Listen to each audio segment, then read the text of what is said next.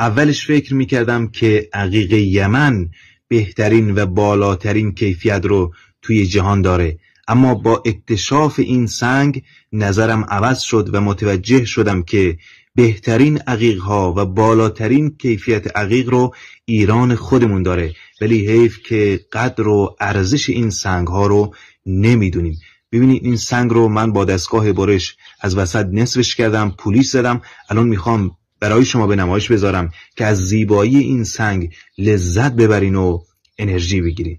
بریم داخل کار با هم دیگه ببینیم. به به به، ببینید چقدر زیباست. یه عقیق قرمز درجه 1 با یه رنگ کاملا طبیعی، واقعا خاص و بی‌نظیر این کار. اینم نصف دیگر کار. خدایا شکرت چقدر این سنگ زیباست.